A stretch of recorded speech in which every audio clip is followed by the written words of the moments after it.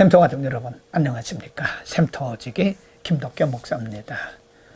오늘은 창세기 39장 1절에서 23절까지를 본문으로 말씀을 상고하겠습니다.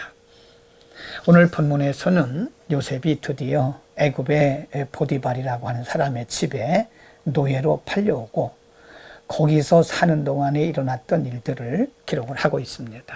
39장 1절 말씀에 보면요, 요셉이 이끌려 애굽에 내려가매 바로의 신하 12대장 애굽 사람 보디발이 그를 그리로 데려간 이스마엘 사람의 손에서 그를 사니라. 애굽 왕의 12대장 보디발의 가정으로 노예로 팔려간 것입니다. 거기서 이제 요셉은 타국 생활, 노예로서의 참 외로운 삶을 살기 시작하게 되는 겁니다.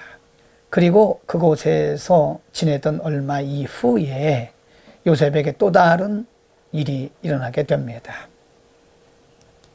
7절 말씀에 보면 그 후에 그 주인의 처가 요셉에게 눈짓하다가 동침하기를 청하니 요셉이 거절하여 자기 주인의 처에게 이르되 나의 주인이 가중 제반 소유를 간섭지 아니하고 다 내 손에 위임하였으나 9절 말씀에 이 집에는 나보다 큰 이가 없으며 주인이 아무것도 내게 금하지 아니하였어도 금한 것은 당신뿐이니 당신은 자기 아내임이라.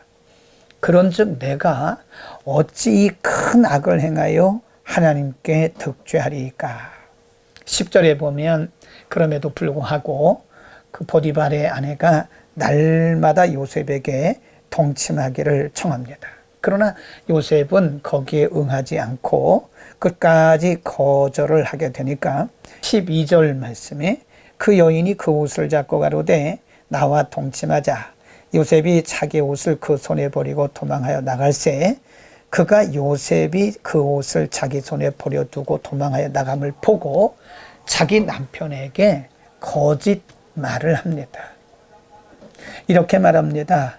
14절 끝부분에 보면 그가 나를 겁간코자 내게로 들어오기로 내가 크게 소리 질렀더니 그가 나의 소리질러 부름을 듣고 그 옷을 내게 버려두고 도망하여 나갔느니라 하고 16절 말씀에 보면 그 옷을 곁에 두고 자기 주인이 집으로 돌아오기를 기다리다가 이 말로 그에게 고하여 가로되 당신이 우리에게 데려온 히브리 종이 나를 희롱코자 내게로 들어왔기로 내가 소리 질렀더니 19절 말씀 내가 소리질러 불렀더니 그가 그 옷을 내게 버려두고 도망하여 나갔나이다 라고 자기 남편에게 엉뚱하게 요셉에 대해서 거짓말을 합니다. 부인의 말을 들은 보디발은 부인의 말만 듣고 요셉에게 대노를 해서 그를 감옥에 가둡니다. 아는 사람이 아무도 없는 애굽 땅에 노예로 팔려왔고 그곳에서 잘 지내나 했더니 또 보디발의 아내에게 억울한 누명을 쓰고 감옥에 갇히게 된 겁니다. 인간적으로 보면 요셉의 생애는 참 어려움이 많습니다. 요셉의 생애는 문제에 문제가 계속해서 일어나게 됩니다. 그러나 오늘 본문에서는 또 다른 면을 기록을 하고 있습니다. 2절에 보면 여호와께서 요셉과 함께 하심으로 그가 형통한 자가 되어 그 주인 애굽 사람의 집에 있었다 그랬습니다.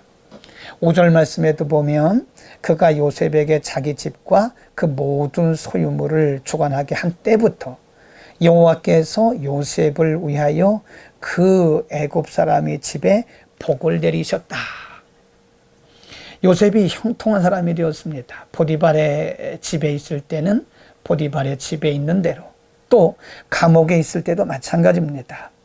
21절에 보면 여호와께서 요셉과 함께 하시고 그에게 인자를 더하사 존옥에게 은혜를 받게 하셨다 그랬고 23절 말씀에 보면 존옥은 그의 손에 맡긴 것을 무엇이든지 돌아보지 아니하였으니 이는 여호와께서 요셉과 함께 하심이라. 여호와께서 그의 범사에 형통케 하셨더라 라고 기록을 하고 있습니다. 요셉은 형들에게 미움당해서 구덩이에 던져짐을 당했고, 또 형들에 의해서 팔림을 당하고, 보디발의 가정에서는 보디발의 아내에게 억울한 누명을 쓰고, 결국은 감옥에 갇혔지만 그가 어디를 가든지 하나님이 함께 하셨다고 성경은 기록하고 있습니다. 인간적 안목으로 바라보면 요셉은 참 불쌍하고 안쓰러운 사람입니다. 계속해서 형제들에게 또는 보디발에게, 보디발의 아내에게 요셉은 계속해서 억울하고 어려운 일만 당하게 됩니다. 그러나 성경은 그럼에도 불구하고 하나님이 요셉과 함께 하셨고, 요셉에게 은혜를 더하셨고, 요셉의 범사에 하나님이 복을 주셨다고 말씀합니다. 여러분, 이것은 무엇을 의미할까요? 하나님의 계획은 실수 없이 이루어진다는 사실을 우리에게 가르쳐 줍니다. 사람들에 의해서 억울한 일을 받기도 하고, 사람들에 의해서 누명을 쓰기도 하고, 사람들에 의해서 팔리기도 했지만, 그렇다고 해서 하나님께서 요셉을 통해서 이루기를 원하셨던, 계획하셨던 하나님의 그 계획과 뜻이 실패하지 않는다는 사실을 우리에게 보여주고 있는 것입니다. 여러분, 하나님의 계획은 실수도 실패도 없습니다. 하나님이 하시고자 하시면 모든 일들을 하나님의 의도대로 이루어 가시는 것입니다. 인간적으로 보면 요셉은 실패한 사람이고 억울한 사람이지만 여전히 그 속에서 하나님의 뜻, 하나님의 계획이 이루어지고 있었다는 사실을 우리는 반드시 주목을 해야 됩니다. 그러므로 우리는 겉으로 나타난 일들만 가지고 우리가 결론 내리면 안 됩니다. 여전히 신실하신 하나님, 실수가 없으신 하나님, 실패가 없으신 하나님의 뜻은 여전히 진행되고 있는 겁니다. 그래서 우리는 그 하나님을 신뢰해야 되는 겁니다. 신실하신 하나님을 신뢰하지 않으면 우리는 환경과 조건과 사람을 바라보다가 일희일비하고 맙니다. 신실하신 하나님, 실수가 없으신 하나님, 실패하지 않으시는 하나님을 바라보면서 오늘도 넉넉하게 승리하는, 그리고 하나님의 그 사랑과 은혜를 누리는 복된 하루가 되기를 축복합니다. 기도하겠습니다. 실수가 없으신 하나님, 오늘 요셉의 인생을 보면 참으로 많은 어려움과 그리고 억울한 일들과 고통스러운 일들이 있었지만 그가 어디 있든 무슨 일을 만나든 하나님의 은혜가 함께 하셨고, 하나님이 그를 형통케 하시고, 신실하신 하나님의 계획이 하나님의 계획대로 뜻대로 이루어진 것을 오늘 우리가 공부했습니다.